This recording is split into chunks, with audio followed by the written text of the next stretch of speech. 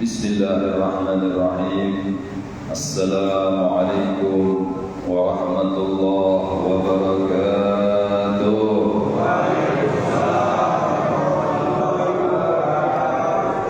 Alhamdulillah alladzi bi ni'matihi tatimmus shalihat wa bi dzikrihi tatanazzalur rahmat.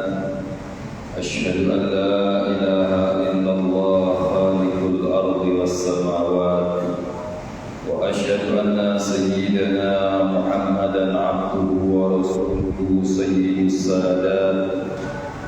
Allahumma salli wa sallim wa karrim wa 'azzim ala sayyidina Muhammadin an-nuril dad was sirri sari fi sa'iril asma'i was sifat wa ala alihi wa ashabihi dzawil qadat. Subhanaka la ilma lana illa ma 'allamtana innaka antal alimul hakim. Rabbi shrah li sadri wa yassir li amri wahlul 'uqdatam min lisani yafqahu qawli bi jahi nabi wal ali wal ashabi amma ba'd. Al-mukarramun wal muhtaramun, para ustaz, para imam masjid yang hadir pada malam hari ini, para sesepuh perumahan Tiban Mas, RT, Bapak RT, Bapak RW yang hadir, serta Bapak-bapak, Ibu-ibu hadirin yang dimuliakan oleh Allah Subhanahu wa taala. Alhamdulillah, kita sama-sama bersyukur kehadirat Allah Subhanahu wa taala atas segala karunia anugerah yang Allah berikan kepada kita semuanya, dan khususnya karunia Allah kepada kita, yaitu kita diberikan umur panjang oleh Allah Subhanahu wa taala. Kita disampaikan oleh Allah Subhanahu wa taala di bulan Sya'ban ini, dan mudah-mudahan kita juga berharap mohon kepada Allah Subhanahu wa taala agar kita disampaikan juga ke bulan Ramadan yang sudah di depan mata kita. Tinggal nunggu beberapa hari saja kita akan memasuki bulan Ramadan. Dan di bulan Sya'ban ini, alhamdulillah, dikatakan oleh baginda Nabi sallallahu alaihi wasallam dalam satu hadis beliau, Rajab syahrullah wa Sya'ban syahri wa Ramadan syahrul ummati. Rajab yang sudah kita lewati bulan kemarin, dikatakan oleh baginda Nabi, Rajab adalah bulannya Allah Subhanahu wa taala. Di bulan Rajab Allah Subhanahu wa taala menurunkan ampunannya. Allah membuka pintu ampunannya bagi hamba-hamba Allah yang ingin kembali kepada Allah Subhanahu wa taala. Ini di bulan Rajab. Juga di bulan Rajab ada satu peristiwa penting bagi kita umat Islam, yaitu peristiwa Isra Mi'rajnya baginda Nabi besar Muhammad sallallahu alaihi wasallam, perjumpaan beliau sallallahu alaihi wasallam dengan Allah Rabbul Izzah, perjumpaan baginda Nabi sallallahu alaihi wasallam dengan Allah Subhanahu wa taala. Kemudian baginda Nabi sallallahu alaihi wasallam mendapatkan amanah dari Allah, hadiah untuk kita umatnya, yaitu salat 5 waktu. Alhamdulillah. Maka dari itu hadirin di bulan Rajab, karena bulan tersebut bulan turun ampunan dari Allah Subhanahu wa taala, kita dianjurkan oleh para ulama untuk banyak baca istighfar, banyak mohon ampun kepada Allah Subhanahu wa taala di bulan Rajab. Kemudian wa Sya'ban syahri, kata baginda Nabi, dan bulan Sya'ban adalah bulan yang mana kita berada di bulan ini, bulan Sya'ban, di akhir daripada bulan Sya'ban ini dikatakan bulannya baginda Nabi Muhammad sallallahu alaihi wasallam. Karena bulan Sya'ban Allah Subhanahu wa taala menurunkan ayat tentang salawat kepada baginda Nabi, tentang perintah salawat, tentang contoh salawat kepada baginda Nabi Muhammad yang Allah contohkan secara langsung. Ayat tersebut yaitu innallaha wa malaikatahu yusalluna 'alan nabi ya ayyuhalladzina amanu sallu 'alaihi wa sallimu taslima. Sesungguhnya Allah dan para malaikat-malaikatnya bersalawat kepada baginda Nabi Muhammad. Allah Subhanahu wa taala tatkala memerintahkan sesuatu kepada hambanya, Allah tidak pernah melakukan hal tersebut. Allah memerintahkan salat, aqimus salat. Kita hambanya wajib melakukan salat, tapi Allah Subhanahu wa taala tidak melakukan yang namanya salat. Wa atuz zakat, tunaikanlah zakat, tapi Allah Subhanahu wa taala tidak menunaikan zakat. Kutiba alaikumus syiyam, yang akan kita hadapi, diwajibkan atas kalian berpuasa, berarti perintah Allah Subhanahu wa taala untuk berpuasa, tapi Allah tidak berpuasa. Tapi tatkala Allah Subhanahu wa taala memberikan perintah salawat kepada baginda Nabi Muhammad, Allah mengawali perbuatan tersebut, yaitu salawat kepada baginda Nabi Muhammad, Allah awali dari diri Allah Subhanahu wa taala sendiri. Innallah, sesungguhnya Allah. Kemudian Allah perintahkan malaikat juga, malaikat bersalawat kepada baginda Nabi Muhammad. Wa malaikatahu yusalluna 'alan nabi, yang mana dikatakan dalam Al-Qur'an dalam ayat tadi menggunakan fi'il mudhari yang bermakna di dalam bahasa Arab ya yufidul istimrar, yaitu senantiasa atau selalu. Sesungguhnya Allah dan para malaikatnya selalu bersolawat kepada baginda Nabi Muhammad. Berarti salawatnya Allah, salawatnya malaikat kepada baginda Nabi Muhammad tidak pernah putus. Karena dikatakan oleh para ulama, salawatnya Allah untuk baginda Nabi Muhammad adalah rahmat. Tatkala Allah bersalawat, baginda Nabi Muhammad mendapatkan rahmat. Maka dari itu baginda Nabi Muhammad dikatakan, wa ma arsalnaka illa rahmatan lil alamin. Aku tidak utus engkau wahai Muhammad kecuali sebagai rahmat bagi sekalian alam. Baginda Nabi Muhammad, dari baginda Nabi Muhammad memberikan rahmat kepada kita semuanya, kepada semua alam. Kalau seandainya Allah putus bersalawat kepada baginda Nabi Muhammad, maka putuslah rahmatnya Allah untuk baginda Nabi Muhammad, dan baginda Nabi Muhammad juga putus memberikan rahmat kepada kita dan alam semesta ini. Sehingga a'udzubillah akan terjadi hal-hal yang sudah dijanjikan oleh Allah Subhanahu wa taala, yaitu yaumul qiyamah. Hancur bumi ini, hancur dunia ini karena putusnya rahmatnya Allah kepada baginda Nabi Muhammad, dan juga rahmat yang diberikan kepada baginda Nabi Muhammad untuk kita itu juga otomatis terputus. Maka dari itu di sini Allah Subhanahu wa taala mengatakan yusalluna, Allah Subhanahu wa taala selalu atau senantiasa bersalawat kepada baginda Nabi Muhammad sallallahu alaihi wasallam. Ya ayyuhalladzina amanu, kata Allah Subhanahu wa taala dalam lanjutan ayat tadi, wahai orang-orang yang beriman.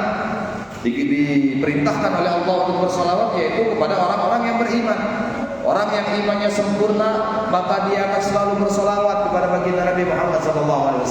Kalau ada orang mengaku beriman, tapi dia tidak bersalawat kepada baginda Nabi Muhammad, tidak mau bertawassul kepada baginda Nabi Muhammad, maka imannya belum sempurna.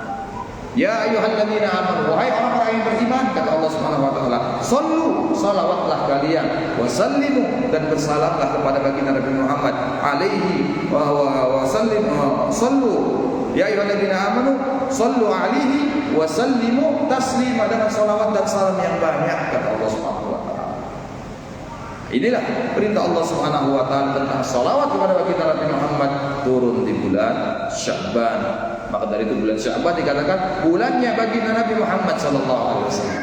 Dan juga di bulan Sya'ban ada satu peristiwa penting juga bagi kita, yaitu kemarin malam nisfu Sya'ban. Di sini ngadakan Ustaz tahlil Yasin 3 kali. Ya, kita baca Yasin 3 kali. Ya, memang kalau ditanya Ustaz atau Habib, mana dalilnya baca Yasin 3 kali di malam nisfu Sya'ban? Memang secara langsung baginda Nabi sallallahu alaihi wasallam tidak mengatakan dalilnya, bacalah kamu Yasin 3 kali di malam nisfu Sya'ban, tidak ada dalilnya. Tapi ini dalil yang terpisah. Dalilnya 2 dalil dijadikan satu amaliyah oleh ulama-ulama kita. Ini karena kecerdasan daripada ulama kita. Fadilah yang pertama, fadilah membaca Yasin 3 kali. Dalam satu hadis dikatakan Yasin 5 quri'al. Yasin itu tergantung niatan kita baca Yasin tersebut. Ada orang sakit dibacakan Yasin sembuh. Kita punya hajat, mengumpulkan orang baca Yasin, insyaallah hajatnya selesai.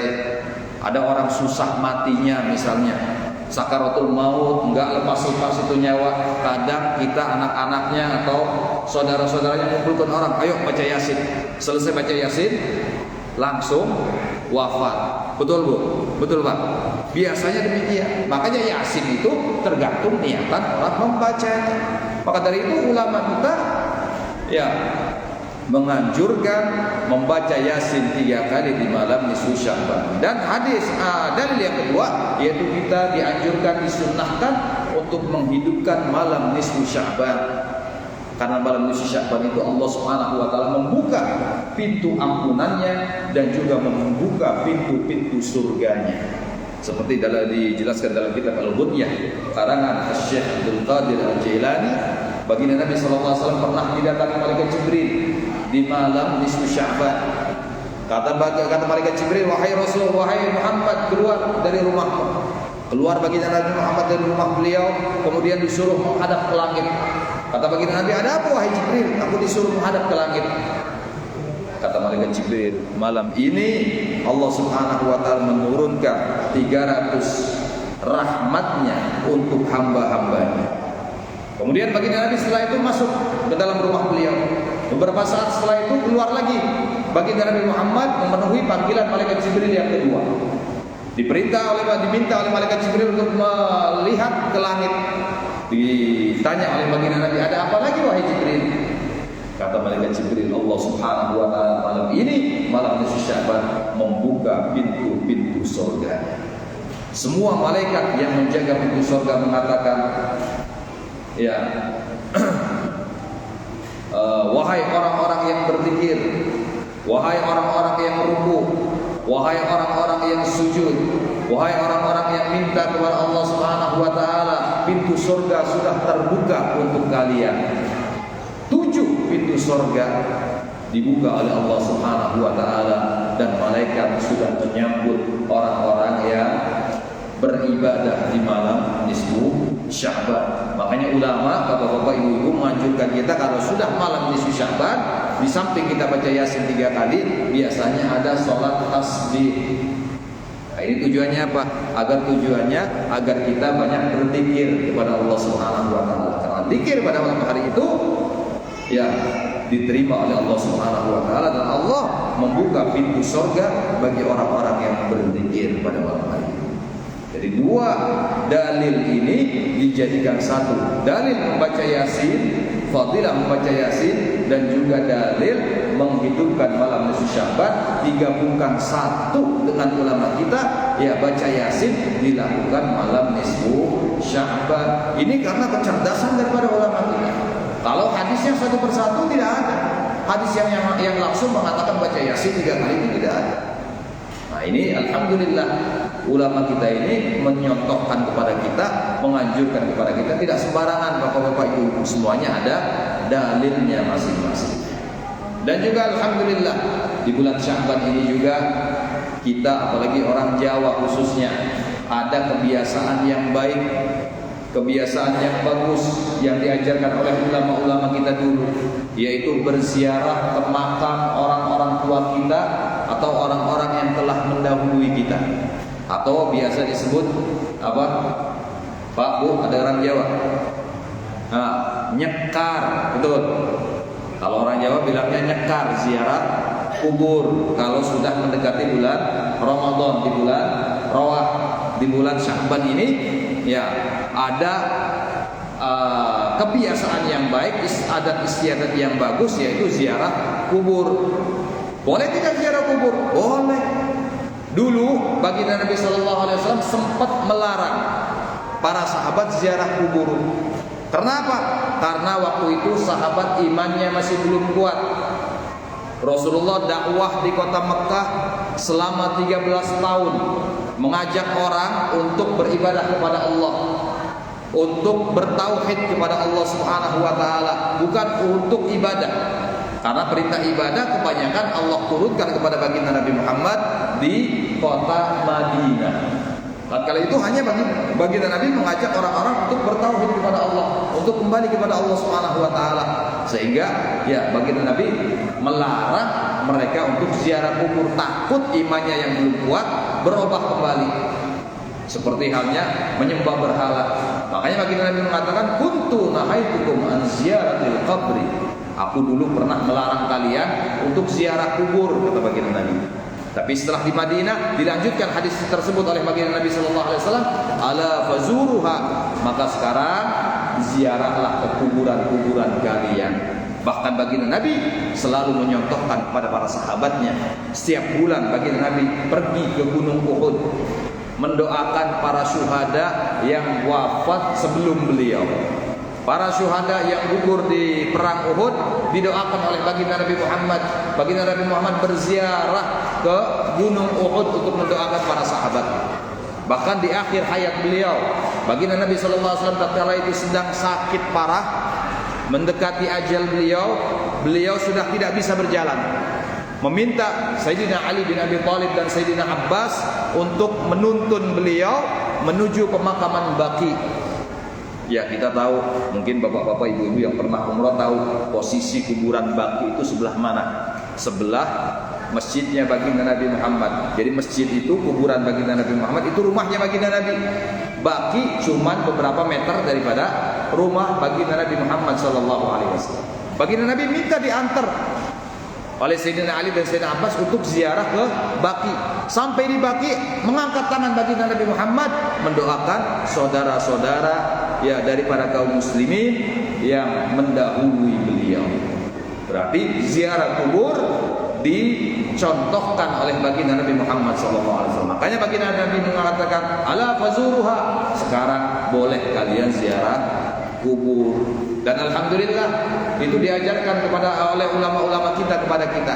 Setiap bulan Sya'ban, ya, sehabis buku amal ibadah kita diganti oleh Allah Subhanahu wa taala malam nisfu Sya'ban, lembaran amal kita kosong. Yang tadinya kita punya amal ibadah mungkin banyak salah dengan orang yang hidup, kita bisa maaf-maafan malam tersebut.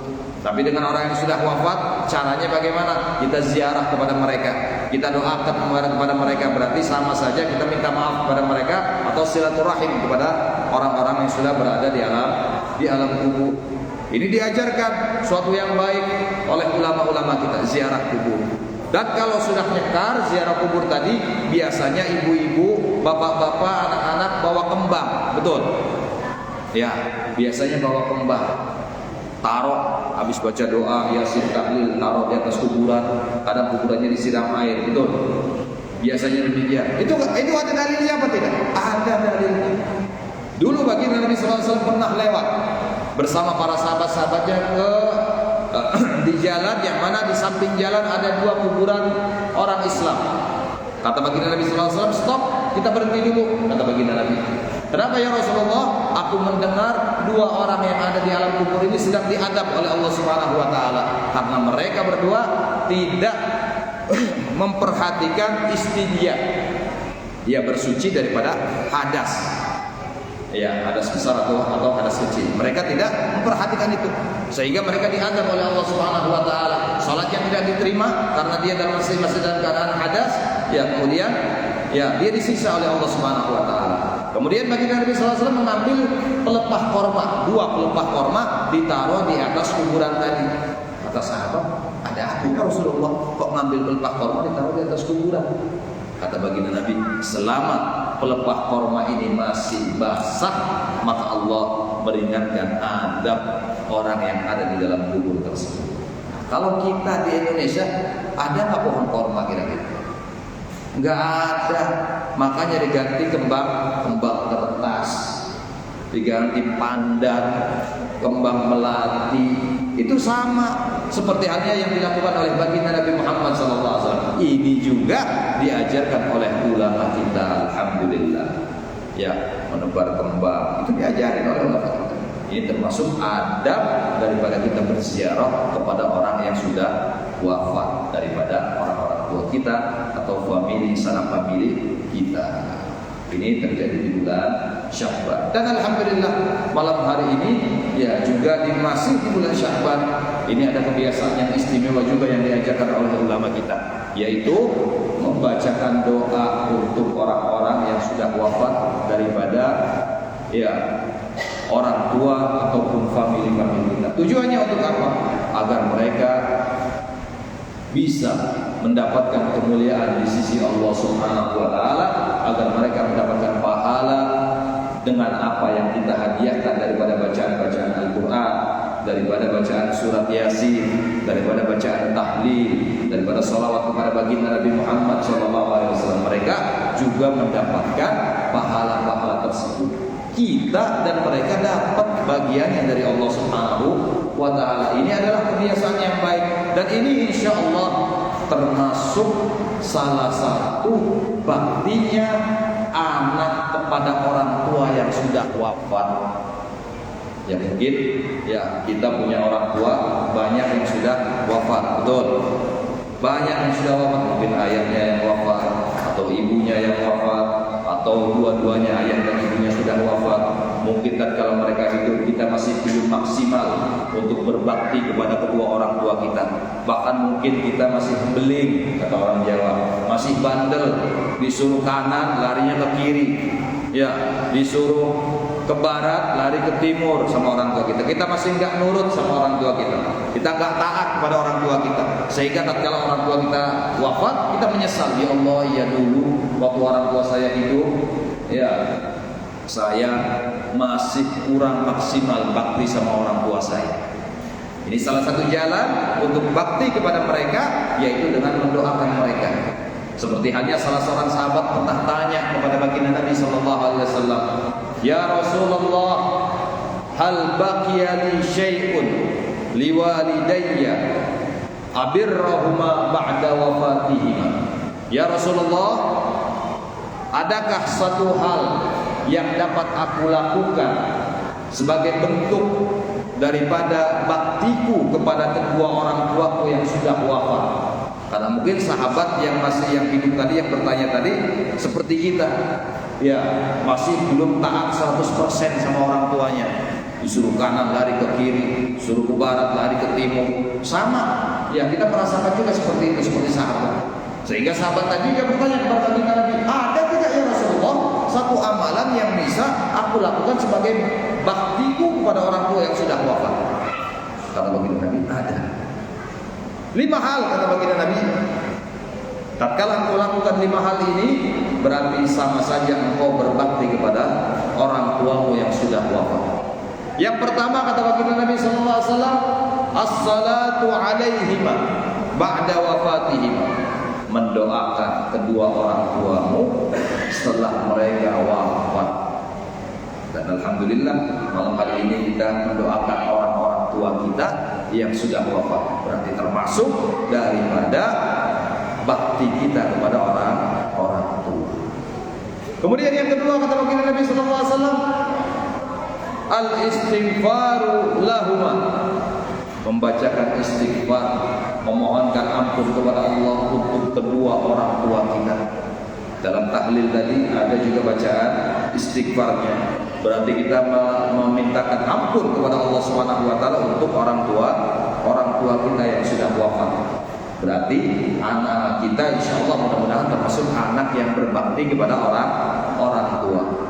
Kemudian yang ketiga, kata baginda Nabi SAW, wa infadu ahdihima ba'da wafatihima, menunaikan janjinya orang tua yang belum terlaksana tatkala mereka masih hidup, tahu-tahu mereka sudah wafat. Dulu mungkin orang tua kita janji, saya mau bangun masjid, tahu-tahu keduluan wafat. Jadi kita misalnya ada rezeki, orang tua tadi niat bangun masjid, ya orang tua wafat, kita yang bangun masjid. Kita ada rezeki, kita bangun masjid. Ini termasuk baktinya anak kepada orang tua.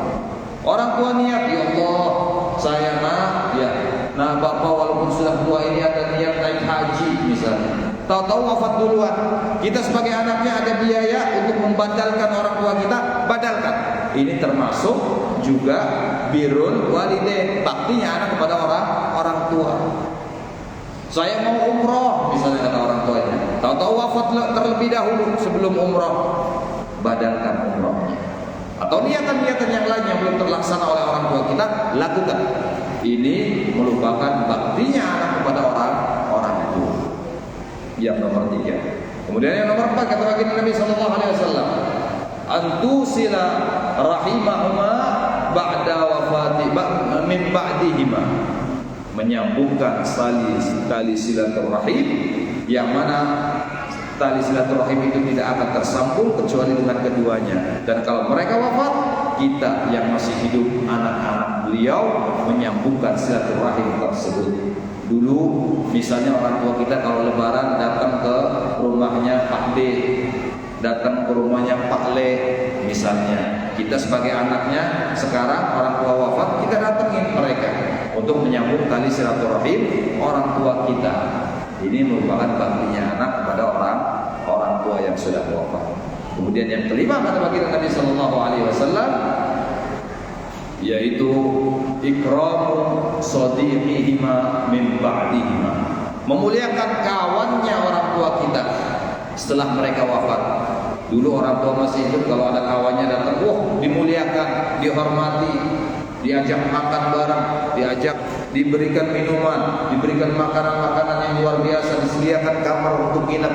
Orang tua kita wafat, kalau teman daripada orang tua kita datang, kita muliakan seperti kita muliakan, seperti dimuliakan oleh orang tua kita. Ini termasuk baktinya anak kepada orang tua. Jadi 5 hal tadi yang disampaikan oleh baginda Nabi Muhammad kepada sahabat yang bertanya tentang baktinya setelah orang tua beliau meninggal dunia. Hadirin bapak-bapak, ibu-ibu yang dimuliakan oleh Allah Subhanahu wa taala. Dan alhamdulillah tadi insyaallah semuanya apa yang disabdakan oleh baginda Nabi sallallahu alaihi wasallam kita lakukan di majelis ini, dan semoga apa yang kita baca daripada doa-doa, daripada zikir-zikir, daripada khatmul Quran yang dari pagi sampai ba'dal asar tadi, ya, dan juga ibadah-ibadah lainnya daripada sedekah, ya, dihadiahkan kepada orang tua kita.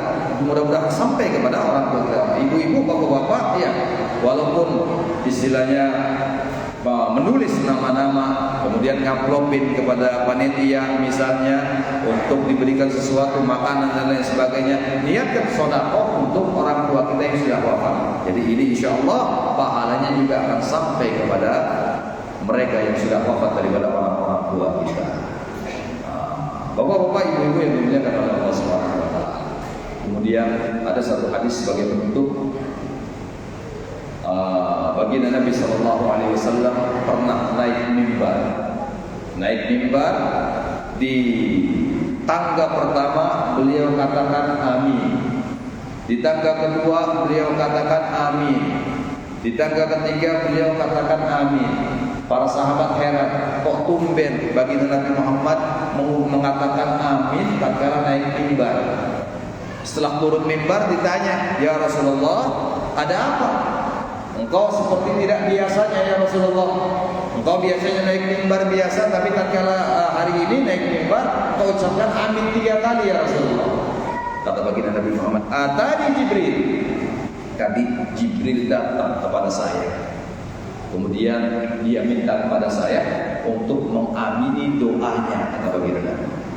Malaikat Jibril berdoa kepada Allah dan diamini oleh baginda Nabi Muhammad SAW. Kalau sudah malaikat Jibril yang berdoa, malaikat yang paling dekat dengan Allah Subhanahu wa taala, dan yang mengamini baginda Nabi Muhammad kekasih Allah Subhanahu wa taala, maka tidak ada hijab. Doa tersebut pasti akan diterima oleh Allah Subhanahu wa taala, akan diijabah oleh Allah Subhanahu wa taala. Apa doanya malaikat Jibril yang minta diamini oleh baginda Nabi sallallahu alaihi wasallam?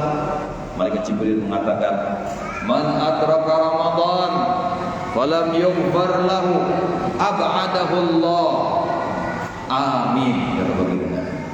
Barang siapa yang mendapatkan bulan Ramadan yang sudah di depan mata kita, dan di bulan Ramadan dibuka pintu ampunan oleh Allah, awalul rahmah, awsatul maghfirah, wa akhiruhu itqun minan nar. Penuh satu bulan ya dengan ampunan dari Allah Subhanahu wa taala. Orang yang dapat bulan Ramadan tapi dia di dalam bulan Ramadan tadi tidak mendapatkan ampunan dari Allah, bahkan naudzubillah malah bertambah dosanya di bulan Ramadan, kata malaikat Jibril, semoga dia dijauhkan daripada rahmatnya Allah. Kata baginda Nabi, amin. Memang banyak ya di antara kita tatkala datang bulan Ramadan bukan dapat pahala yang banyak, bukan dapat ampunan dari Allah yang banyak, tapi malah sebaliknya mendapatkan dosa yang banyak. Naudzubillah, bulan puasa yang lain puasa kadang enggak puasa. Kata Allah Subhanahu kata baginda Nabi sallallahu alaihi wasallam, ya kita diminta puasa menjaga ya makan, menjaga syahwat dari terbitnya fajar sampai terbenamnya matahari, juga menjaga mulut kita daripada maksiat kepada Allah, daripada menghibah dan lain sebagainya. Bulan puasa asik gosip, misalnya asik ngadu domba, asik apalagi bohongi orang misalnya.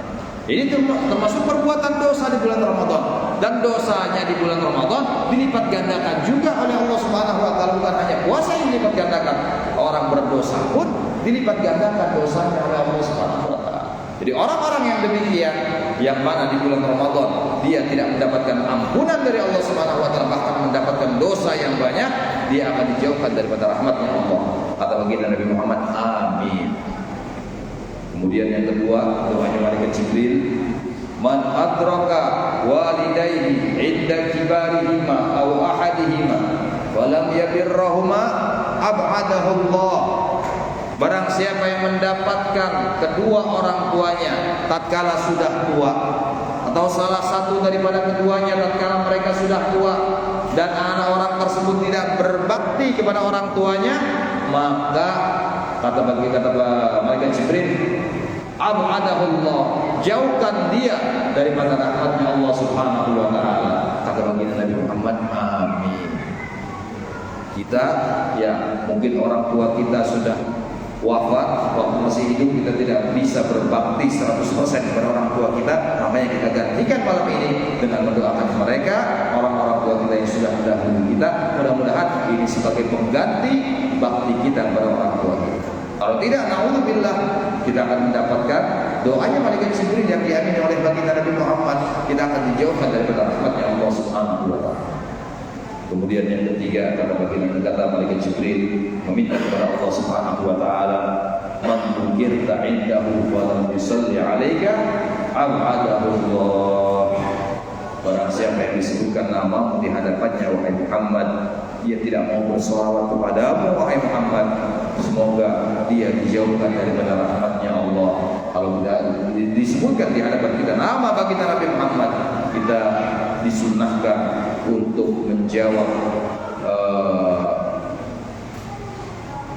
hal tersebut dengan bersalawat kepada baginda Nabi Muhammad sallallahu alaihi wasallam. Misalnya orang itu Nabi Muhammad, kita Allahumma shalli wa sallim wa barik alaihi. Kalau tidak membaca salawat, kata malaikat Jibril, maka dia akan jauh daripada rahmatnya Allah. Kata baginda Nabi, amin. Doanya yang berdoa malaikat Jibril yang mengamini baginda Nabi Muhammad pasti diijabah oleh Allah Subhanahu wa taala. Dari itu, bapak-bapak ibu-ibu yang dimuliakan oleh Allah Subhanahu wa taala, tinggal beberapa hari lagi kita menghadapi bulan Ramadan. Kita persiapkan diri kita, kita bersihkan diri kita daripada hal-hal yang tidak baik, daripada segala kesalahan dan dosa. Kita banyak istighfar, mohon ampun kepada Allah, dan mohon kepada Allah agar disampaikan di bulan Ramadan, dan kita diberikan bimbingan oleh Allah agar bisa bersemangat melakukan ibadah di bulan Ramadan, sehingga keluar daripada bulan Ramadan kita dalam keadaan fitrah, dalam keadaan suci, dan termasuk orang-orang al-faizin, orang-orang yang berbahagia baik di dunia maupun di akhirat. Amin amin ya rabbal alamin. Langsung doa. Oke, doa ya sih, doa tadi. Mari sama-sama kita doakan. Tadi Yasin khatmul Quran sudah, kemudian tahlilnya sudah, tinggal kita berdoa ya menghadiahkan apa yang kita baca untuk orang-orang tua kita yang telah wafat. Ala hadihi yang ulil salihah wa ila hadratin Nabi sallallahu alaihi wasallam. Al-Fatihah.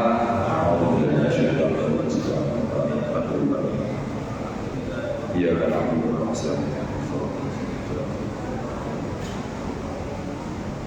Bismillahirrahmanirrahim. Alhamdulillahirabbil alamin. Hamdan yuwafi ni'amahu wa yukafi mazidah. Ya Rabbana lakal hamdu kama yanbaghi li jalali wajhikal karim wa li'azimi sultanik.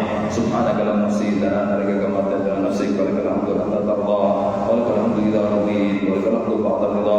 Allahumma shalli wa sallim 'ala sayyidina Muhammadin fil awwalin wa وصل وسلم على سيدنا محمد في الآخرين وصل وسلم على سيدنا محمد في النبيين وصل وسلم على سيدنا محمد في المرسلين وصل وسلم على سيدنا محمد في المال الأعلى إلى يوم الدين وصل القرآن العظيم وما قلنا من قول لا إله إلا الله وما سبحان الله بحمده وما صلينا على نبيك محمد صلى الله عليه وسلم في هذا المجلس المبارك حقيقة منا واصلة ورحمة نازلة وبركة شاملة نقدم طلب ذلك ونهدي إلى حضرة سيدنا وحبيبنا وشفيعنا رسول الله محمد صلى الله عليه وآله وسلم ثم إلى أرواح آبائه وإخوانه من الأنبياء والمرسلين صلوات الله وسلامه عليه وعليهم أجمعين ثم إلى أرواح أهل كل الصحابة والقرابة والتابعين والتابعين لهم بإحسان إلى يوم الدين ثم جميع أرواح أولياء الصالحين من الأقطاب والأبدال والأرجاء والأبدال والأحداث ورجال الغيب من مشارق الأرض إلى مغاربها ومغربها ومغربها ثم جميع أصول الأشياء القادر الجيران وصولهم وفروعهم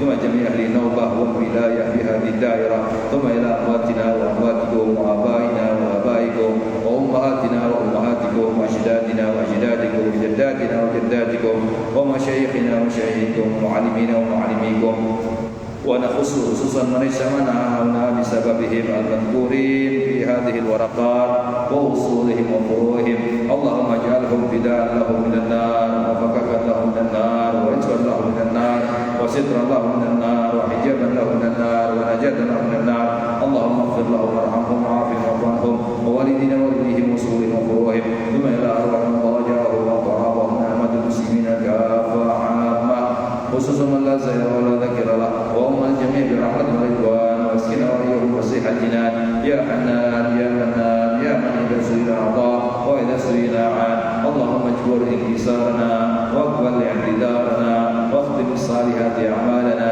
ولا الإيمان والإسلام جميعا توفنا وأنت راض عنا ولا تخيبنا اللهم في قبرتنا ولا تأخذنا على غرة واجعل آخر كلامنا عند انتهاء أجالنا قول لا إله إلا الله سيدنا محمد رسول الله اللهم كما أحيتنا عليها وأمتنا عليها غير مفتونين ولا الضالين ولا المضلين ولا المغيرين ولا المبدلين وأنت حسبنا ونعم الوكيل نعم المولى ونعم النصير وصلى الله على سيدنا محمد وآله وصحبه وسلم سبحان ربك رب العزة عما يصفون وسلام على المرسلين والحمد لله رب العالمين بالقبول الفاتحة.